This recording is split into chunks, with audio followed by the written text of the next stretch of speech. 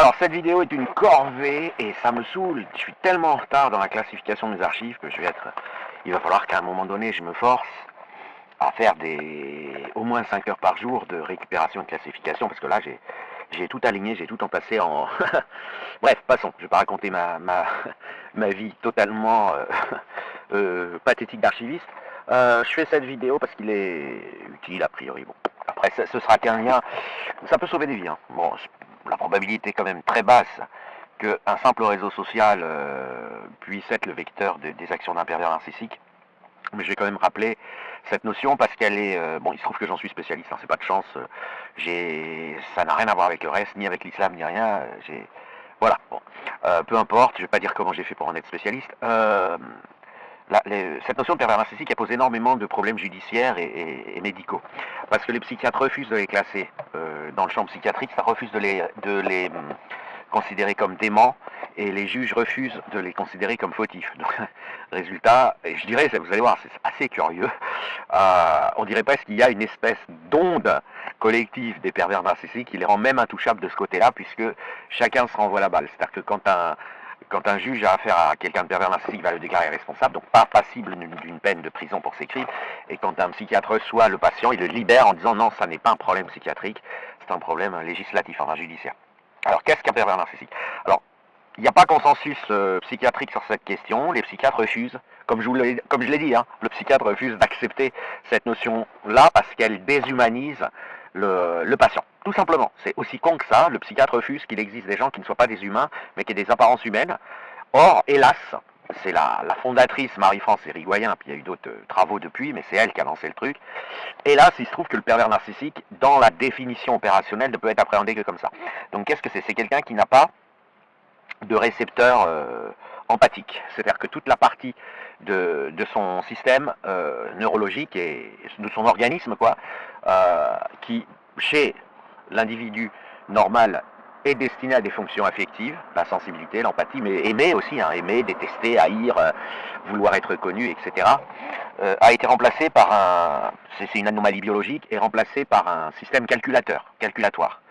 C'est un peu comme si, voilà, au lieu de naître avec un hémisphère gauche, un hémisphère droit, vous naissiez avec, bon, les hémisphères n'ont rien à voir avec ça, hein, mais deux hémisphères droits. Et puis donc, bon, c'est un handicap, évidemment, physique, moteur. Donc, comment ça se traduit dans la vie courante? Bon, c'est un ordinateur, c'est un Android, quoi, voilà. Alors, est-ce que le pervers narcissique, donc, a priori, ils ne ressentent pas, même, alors, ils peuvent ressentir la douleur physique, et il y a même eu un débat là-dessus. Le problème, c'est que les magazines, en particulier les magazines féminins, et la mode, a présenté tous les narcissiques comme des pervers narcissiques, alors que pervers narcissique, ça veut ni dire pervers ni narcissique. Le pervers narcissique n'a rien de narcissique et il n'a rien de pervers. Enfin, il est pervers au sens comportemental du terme, mais il n'a pas de goût. Voilà. Donc le pervers narcissique, c'est une machine qui s'ennuie, sans orgueil, hein, attention, très important, parce que dans les magazines de mode, on vous dira qu'ils ont un orgueil démesuré. Ils en ont en fait aucun, strictement aucun, ils s'en foutent complètement de ce qu'on pense d'eux. Sans ambition, sans conviction politique, ils ne tombent jamais amoureux, ils ne détestent jamais personne, ils ne peuvent pas aimer leurs enfants. Un exemple très simple que prend Marie-France Hérigoyen, c'est que si vous prenez une femme pervers narcissique dont on brûle vif les enfants devant elle, elle ne ressentira rien, elle sera obligée de faire semblant de pleurer, et c'est au moment où elle fera semblant de pleurer, là pour le coup, les gens verront tout de suite qu'il y a un problème parce qu'ils verront qu'elle simule. Mais sinon, ils sont difficiles à démasquer. Voilà, c'est ça le pervers narcissique. Donc il n'y en a pas tant que ça, hein. C'est pas tous les maris insupportables, toutes les femmes bouffeuses d'énergie, c'est pas des pervers narcissiques, je vous rassure tout de suite. Être pervers narcissique, c'est quand même quelque chose. On estime qu'il y a on peut pas être plus précis, mais entre une personne sur 1000 et une personne sur 100. Alors vous me direz, ça fait déjà beaucoup. Dans un village de 50 000 habitants, vous avez déjà entre 5 et 50 pervers narcissiques qui peuvent faire des dégâts. Le pervers narcissique a faim. Voilà, il ressent le besoin de manger, il a faim. Et comment se manifeste cette faim? Il va choisir une cible, il va choisir une proie, dont il va sucer la substance vitale, c'est-à-dire la pousser au suicide ou la pousser à une dépression très grave, etc. Sans jamais lâcher prise et sans jamais, s'énerver, s'impatienter. Le pervers narcissique peut, par exemple, si sa cible lui échappe pendant 40 ans, s'il la retrouve 40 ans plus tard, il fera comme s'il l'avait vu la veille et il recommencera à planter ses crocs jusqu'à la sucer. Et c'est tout ce que fait un pervers narcissique. Et comme il a un système calculatoire à la place de l'affectif, personne ne peut le vaincre. Déjà là-bas, ça n'a pas de sens. Vous ne pouvez pas vaincre un pervers narcissique dans la mesure où la notion de victoire, c'est un peu comme si vous alliez vaincre une voiture Vous voyez, c'est pas, ils ont une âme, la question n'est pas là, c'est pas quelque chose qui est débattu au niveau des experts. Mais disons que n'ont aucun orgueil, vous n'allez jamais vexer un pervers narcissique, même si vous arrivez à le bloquer, à l'attacher pendant 10 ans, il n'est pas vexé. Voilà. Même si vous pensez l'avoir humilié en public, il n'est pas du tout humilié, il n'en a rien à foutre. Il ne sait même pas ce que c'est, il n'a pas la fonction. Il n'a pas voilà. Ces pervers narcissiques, le seul problème qu'ils posent à la société, c'est qu'ils ont faim. Et en fait, je vais pas les défendre, hein, mais en fait, s'ils pouvaient rendre heureux les gens, s'ils pouvaient, comment dire, procéder de manière intelligente pour pour que leur cible hurle de bonheur, ils le feraient. Hein. Ce qu'ils veulent, c'est entendre le hurlement. Ils s'en foutent, comme eux, ils savent pas ce que c'est que la souffrance, ils s'en foutent que ce soit un hurlement de souffrance ou un hurlement de bonheur. Ce qu'ils veulent, c'est le hurlement. Ils attrapent des proies pour les faire hurler, et ces hurlements leur envoient en apparence des ondes comme s'ils avaient mangé, ils vont ensuite faire la sieste pour digérer. Ils vont digérer leur proie, c'est-à-dire qu'ils ont besoin d'extraire la substance vitale de leur proie pour l'absorber. Alors attention, c'est pas du tout ce que le comité des psychiatres publie comme définition, parce que je le redis, la psychiatrie refuse la notion de pervers narcissique, qui préfère des notions beaucoup plus vagues, qui est la notion de miroir, c'est-à-dire que le pervers narcissique se protégerait contre les névroses et contre les souffrances en étant un miroir, c'est-à-dire qu'il va prendre les rayons qui lui arrivent, qui pourraient le faire souffrir, et les rediriger vers sa cible, qui va lui servir de poubelle à souffrance en quelque sorte. Mais ça, c'est le côté un peu, je dirais, chrétien de l'art psychiatrique, de vouloir toujours trouver. En fait, il se trouve que, et on peut prendre les travaux de Marie-France Irigoyen, mais de beaucoup d'autres personnes qui n'ont pas accepté ce refus de la psychiatrie d'appréhender cette notion, parce qu'un pervers narcissique, il ne va jamais dans un cabinet psychiatrique, il n'est jamais dans un hôpital psychiatrique. Donc comme ils disent, vous n'allez quand même pas nous reprocher de refuser d'étudier un cas qu'on ne voit pas dans nos laboratoires, dans nos hôpitaux, dans nos cabinets. Et c'est une évidence, hein, qu'est-ce qu'il irait foutre un pervers narcissique dans un cabinet de psychiatre à filer 50 € pour rien. Sauf s'il se dit que le psychiatre peut devenir une proie, mais enfin bon, ils choisissent leur proie de manière opportuniste. Ils vont pas aller s'emmerder et se fatiguer à choisir un psychiatre.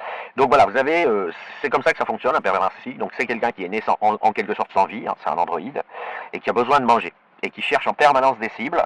Et c'est là où Internet peut rentrer en jeu de deux manières différentes.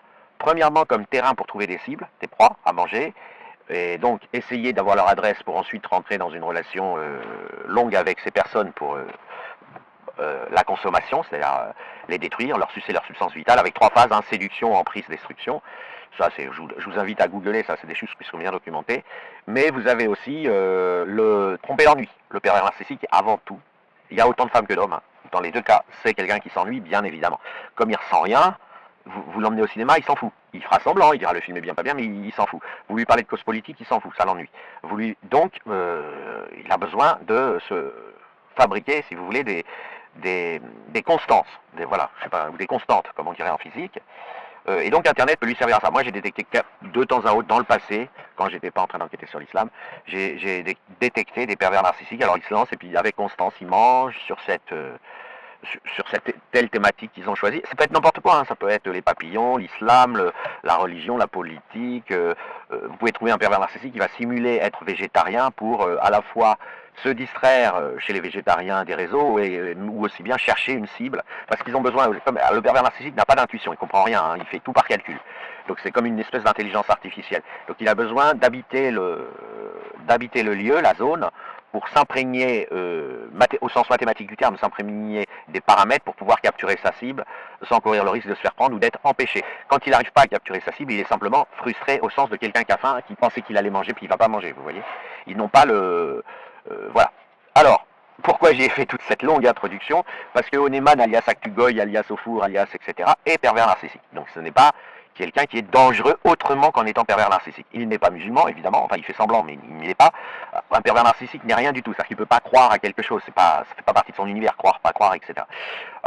Pour des raisons diverses et variées, il a choisi comme terrain de chasse l'islam, et c'est là, voilà pourquoi je fais cette vidéo, parce que ces victimes, c'est évidemment, enfin, les proies qui cherchent à attraper, c'est évidemment des musulmans. Hein. C'est pas nous, c'est pas vous, c'est pas moi, c'est pas les juifs. Alors évidemment, il a choisi de s'afficher comme étant un grand soutien d'Hitler, de réciter Mein Kampf depuis des années sur les réseaux, etc. Mais son objectif n'est pas de soutenir Hitler, mais de fédérer autour de lui des gens dont il pourra éventuellement récupérer des adresses, avec qui il pourra aller sympathiser, et éventuellement dans le lot, se trouver une proie avec qui deviendra très proche, parce que la consommation de la proie, ça c'est entre 5 et 10 ans, hein, un pervers narcissique prend son temps pour vous manger, ça peut être une femme, ça peut être un homme en amitié, ça peut être une femme, voilà, la personne sera fascinée au départ, passera par la phase de séduction, ensuite elle sera sous emprise, elle lui filera le numéro de son compte en banque, tout ce que vous voulez, et puis elle finira par se suicider, c'est le parcours classique, ou en tout cas faire une dépression très grave, mais dans 10 ans, vous voyez.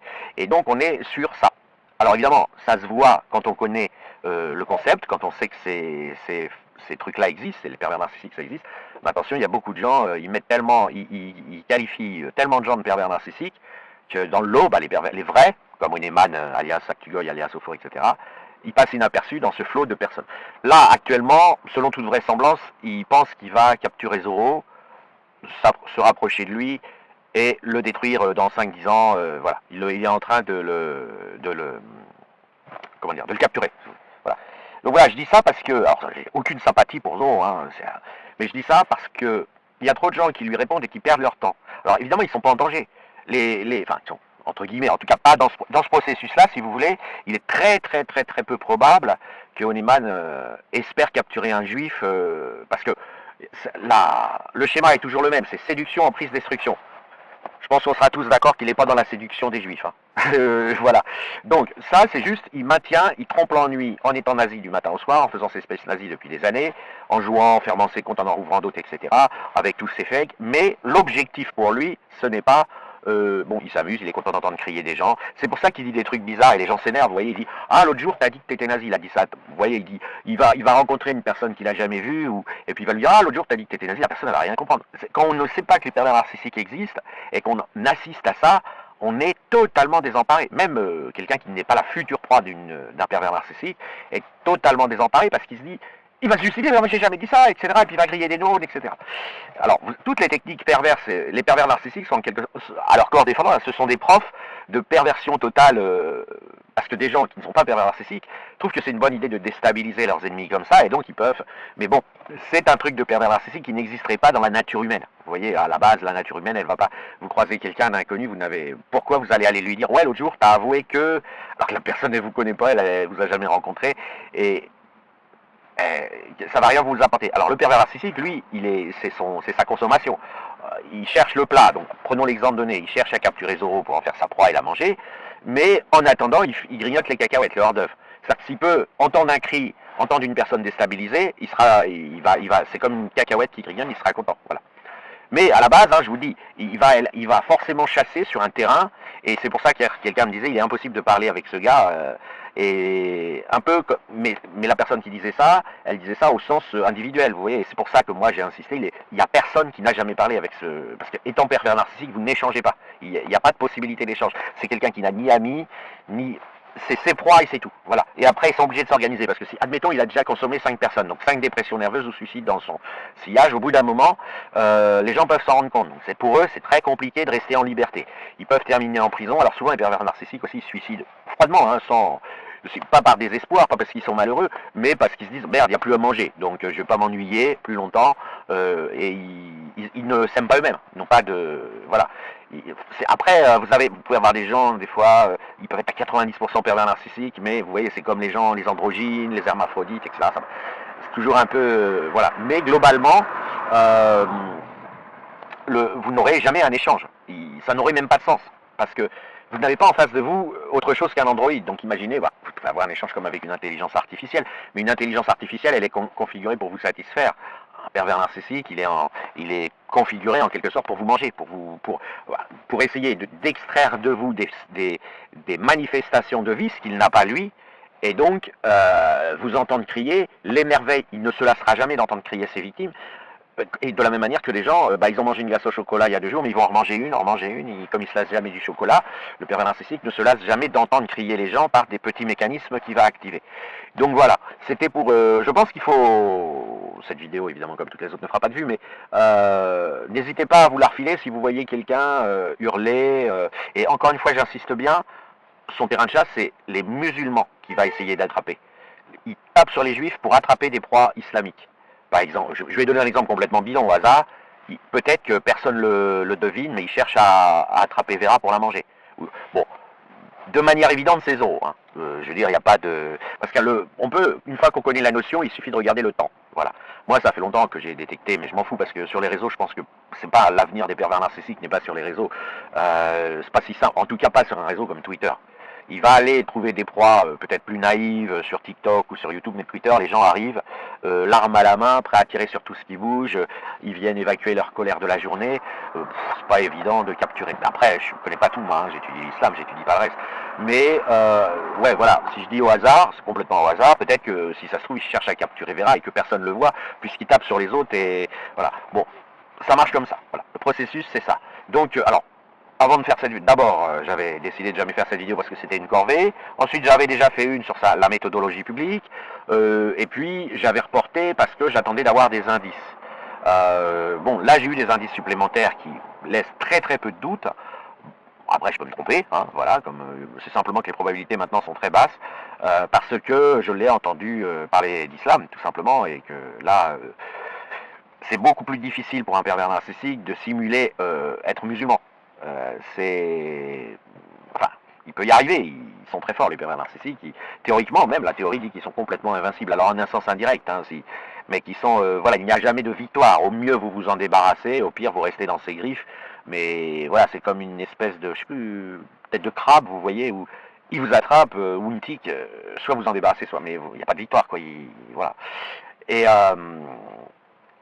comme il parle très très peu d'islam, parce qu'il sait qu'il risquerait d'être piégé et d'être démasqué, j'étais obligé de voilà d'attendre longtemps. Et en plus, j'écoute pas tout hein, parce que c'est répétitif. Voilà. Et en plus, je me suis offert comme victime virtuelle, si vous voulez, et je l'ai laissé me couper le micro pendant je sais plus quand, pendant une demi-heure, je sais plus, il y a 2-3 jours. Et j'avais les paramètres manquants que j'avais pas mesurés, j'ai pu les mesurer à cette occasion, et j'ai pu effectivement vérifier que il me tapait dessus pour attirer Zoro, qui ensuite lui m'a piétiné, arrosé de merde comme il a l'habitude de le faire avec tous les gens sur qui il tape sur Twitter. Et mais là j'ai compté le nombre de fois qu'il intervenait. Et en théorie, s'il n'avait pas été pervers narcissique, il serait intervenu plus souvent. Et là, en fait, il dirigeait Zoro. Il intervenait peu, mais il disait le petit mot qu'il faut pour que Zoro me retape dessus et tout. Bon, c'est la phase de séduction. C'est pour séduire Zoro. Moi, j'existe pas dans l'histoire. C'était pour séduire Zoro. Donc après, quand je me suis... Voilà. Et puis plusieurs personnes ont remarqué que Zoro était devenu le petit jouet de Onemad de Akugoi, y compris chez leur... co-religionnaire, hein, ça a été plusieurs fois remarqué. Mais en tout cas, voilà, l'hypothèse la plus raisonnable, c'est ça. Et donc, vraiment gagner du temps. Si vous le voyez, de toute façon, un pervers narcissique, il perd pas de temps. S'il monte dans un space, c'est pour être coach. Pourquoi? Parce que s'il reste en intervenant, il ne pourra pas contrôler l'environnement et donc il va s'ennuyer. Il va aller ailleurs. Il va chercher à intervenir sur d'autres spaces, c'est ça. Ils peuvent monter en intervenant sur des spaces hostiles, mais ça va être pour entendre des cris. Ils vont essayer de provoquer des cris, des contestations. Ils savent qu'ils seront descendus. Enfin, le pervers narcissique sait qu'il sera descendu à l'avance, voilà. Mais ce qu'il veut, c'est tâter le terrain, voir s'il n'y a pas une proie possible à capturer. Par exemple, une invitation à une bagarre, ça pourrait l'intéresser au sens où il se dit, si après la bagarre on va boire un café et je me fais quelqu'un qui pense qu'on devient amis, il y aura une phase de séduction, voilà, je le mets dans mon... Et, mais globalement, en moyenne, vous allez rarement les voir en intervenant, ils seront soit coach, soit hôte, soit ils resteront pas parce qu'ils s'ennuient, ça les intéresse pas. Ensuite, évidemment, on peut les démasquer quand on connaît le concept. Bon, là, pour le coup, c'est très facile avec Onemad, ils disent toujours la même chose, et ils gèrent toujours le micro en dictant aux autres. Vous voyez, ce qu'ils font, c'est qu'ils font semblant d'avoir une interaction, mais ils contrôlent très bien. Sachez qu'ils font ça dans la vie courante, hein. C'est pas que le micro, ils ont un entraînement. En quelque sorte, ils sont nés comme ça, dans le calcul. Donc il va vous couper le micro. Très peu de gens sont capables de faire ça. Il va vous couper le micro entre deux mots. Il va être capable de vous faire dire exactement le contraire de ce que vous dites, en arrêtant juste que vous n'ayez pas dit le deuxième mot qui va... Donc c'est très marrant à voir, hein, vu de loin, quand je suis pas concerné, bon je sais les dégâts que font les pervers narcissiques dans le monde professionnel, c'est 3 milliards d'euros chaque année hein, de dégâts, donc c'est un crime contre l'humanité entre guillemets légal. La loi d'août de 2014 a vraiment renforcé la lutte contre les pervers narcissiques, c'est-à-dire que ce gars-là, un juge qui ferait des investigations sur la personne physique, par exemple Konemane, au départ, il prendrait les lois habituelles, antisémitisme, apologie du nazisme, etc. Bon, ça c'est, on va dire, la routine, mais après, s'il pousse les investigations, il le mettra en prison au titre de la loi du mois d'août 2014, parce qu'il verra que c'est un pervers narcissique. Voilà. Une fois que vous le savez, alors si vous ne le savez pas, vous ne pouvez rien prouver, mais une fois que vous le savez, vous prenez la vie de la personne sur 20 ans, vous regardez combien ils ont d'amis qui se sont suicidés, ou qu'on fait une dépression, alors d'amis ou d'employés ou de collègues de bureau, hein, je sais pas. Et là, le tableau, il est en général imparable, c'est 10 fois plus que le reste que le Pékin moyen. Donc de toute façon, le juge, lui, il peut avoir des moyens d'investigation qui va faire qu'il voit qu'il a affaire à ça. Alors après, la notion légale, elle est un peu complexe parce que c'est des lois interdisant le mobbing et le harcèlement. Ça s'appelle loi sur le harcèlement moral. Évidemment, le système judiciaire et les enquêteurs, ils savent qu'on cherche un pervers narcissique dans l'histoire. En général, ils le trouvent une fois qu'ils savent, mais après, il faut investiguer sur les 20 années, le mariage, l'état psychologique. En général, ils détruisent leurs enfants, ou ils les rendent pervers narcissiques. Enfin, c'est assez complexe, hein, parce qu'ils n'aiment pas leurs enfants, donc ils les instrumentalisent uniquement pour ce sont des extensions d'eux-mêmes en représentation. Donc ils vont les instrumentaliser soit contre leur femme, ou leur mari si c'est une femme, soit contre d'autres cibles potentielles, amis, grands-parents, etc. Ils mangent, dès qu'il peut manger, il mange, le pervers narcissique. Donc, en général, ça va être vite, l'intime conviction du juge sera vite fait si vous lui donnez le nom et en dit cette personne, il y a toutes les chances qu'elle soit pervers narcissique. Voilà. Donc, c'est pour dire aux gens, ne perdez pas votre temps. Voilà. C'est pas. Après, si vous voulez faire l'exercice d'être encore meilleur au coupage de micro ou en l'ajoute, mais c'est impossible. Hein. C'est impossible. Ou alors vous avez un micro super puissant, vous pouvez couvrir la voix, vous n'irez pas plus loin que de couvrir une voix.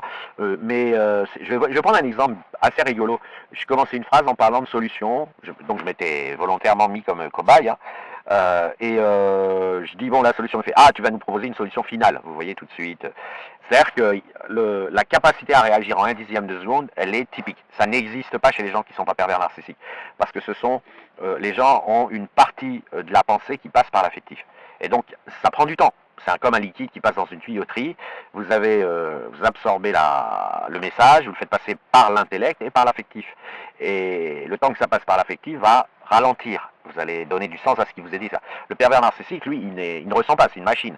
Donc, ça passe par l'intellect. Et par exemple, s'il entend solution, il va dire solution finale parce qu'il est réglé. Voilà, il dit, voilà, j'ai choisi ma gamme de sons et sa gamme de sons, c'est de faire l'apologie du nazisme H24 sur les réseaux. Il entend solution, il dit solution finale. C'est aussi simple que ça, hein, c'est algorithmique. Ça c'est tout le temps. Voilà. Donc vous n'aurez pas de. Mais y compris avec ses alliés. Il n'y a aucune possibilité. Je veux dire, ses alliés, il sera là que pour. Il va couper, réactiver. Vous savez, comme les gens qui envoient des lettres anonymes à l'ancienne, là, les ravisseurs, ils prennent un article de journal qui parle de quelque chose, ils découpent des lettres, et puis ils les collent sur un papier pour pas qu'on reconnaisse leur écriture. Alors aujourd'hui, on peut plus le faire, il y a l'ADN, etc. Et ils font un nouveau message avec. C'est exactement ça. Voilà. Lui, vous pensez être le journal, l'article de journal, et lui, il va découper, et puis il va faire un autre message qu'il envoie aux parents pour payer la rançon. Et c'est exactement le mécanisme. Et donc, je vous invite à ne pas vous mettre en danger. Alors, a priori, si vous êtes dans le camp adverse, c'est pas très grave, hein. Vous allez juste perdre votre temps. Mais si par hasard il y a des musulmans qui tombent sur cette vidéo, je vous invite à ne pas le prendre. Sachez qu'un pervers narcissique c'est dangereux pour ses amis, c'est pas dangereux pour ses ennemis. Les pervers narcissiques ils perdent pas de temps avec leurs ennemis. Hein. La probabilité de manger un ennemi elle est beaucoup plus basse que de manger un ami. Je sais plus, il y a un proverbe qui dit préservez-moi de mes amis, mes ennemis je m'en charge. Bon là faut l'inverser, faut le comprendre comme ça. Le pervers narcissique est une entité rationnelle, c'est-à-dire que la probabilité de capturer une proie pour la mettre sous sa dépendance et la manger, lui sucer la substance vitale par harcèlement, alors ça s'appelle un harcèlement, mais en réalité c'est une emprise, hein, c'est une emprise suivie d'une destruction, elle est bien plus élevée au sein de son camp.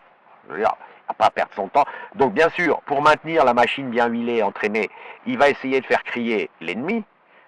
Il va jouir entre guillemets, c'est-à-dire qu'il va manger une cacahuète en entendant un cri d'un adversaire, mais il sait très bien qu'il ne va pas accéder à cet adversaire pour le mettre sous emprise, pour lui infliger les 3 phases, séduction, emprise, destruction.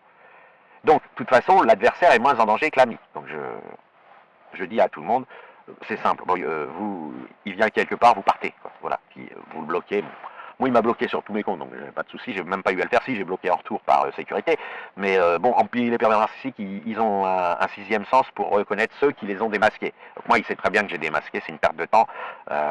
Pour lui, je suis une perte totale de temps, donc j'accéderai jamais à aucun de ses espèces. Il n'aura jamais d'échange avec moi, sauf s'il vient viser un but qui n'est pas moi, mais qui est de capturer ou de séduire une autre personne. Par exemple, là, il y a quelques jours, il a marqué des points dans la capture de Zoro, vous voyez, mais. Bon, je pense que j'ai tout dit, que c'est clair. Vous avez un livre de référence qui est le livre de Marie-France Irigoyen, son premier. Tout ce que je viens de vous dire, c'est totalement décrit dedans. Et encore une fois, ne demandez pas forcément à des psychiatres, ils ont un grand souci avec la notion parce qu'ils veulent les humaniser. Ça, ils partent, le psychiatre va postuler que la personne elle est née avec une âme en quelque sorte, avec un affectif, parce qu'ils ont une âme. Enfin, je veux dire, on n'en sait rien, mais on suppose qu'ils ont une âme. Il n'y a pas de raison qu'ils n'aient pas de conscience. Ils ressentent la douleur a priori, hein.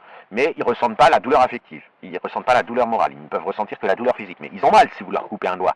Mais ils n'auront pas mal si leurs enfants meurent sous leurs yeux, etc. Et ça n'a absolument rien à voir avec l'islam. Ce qu'on peut dire, c'est que l'islam va être charmé par ce type de capacité guerrière. C'est très banal. C'est pas du tout quelque chose d'étonnant. En tant que mafia conquérante, l'islam, un pervers narcissique. Mais en fait, ils ne peuvent pas recruter des pervers narcissiques parce que le pervers narcissique ne vient pas comme adhérent et ne sera pas discipliné comme on le souhaite. La perspective pour un patron, pour une entreprise d'avoir un pervers narcissique dans ses rangs, c'est une psychose, c'est un cauchemar. Si vous dites à quelqu'un, vous savez que dans vos équipes, il y a un pervers narcissique, si vous lui dites son nom, il sera licencié tout de suite. Je veux dire, le patron, c'est un cauchemar. C'est que la personne, elle est là pour manger les collègues. Donc, et puis avec des conséquences dramatiques à la clé. Dépression nerveuse dans le meilleur des cas, mais souvent ça peut être un suicide. Enfin, voilà. Donc, l'islam, vous pouvez le voir comme une entreprise. Est-ce qu'il va être séduit par des pervers narcissiques dans son camp? A priori, non. Voilà. Pour exactement les mêmes raisons qu'un patron, même s'il a d'autres buts qu'une entreprise, l'islam, un pervers narcissique, il ne va pas le gérer. Voilà.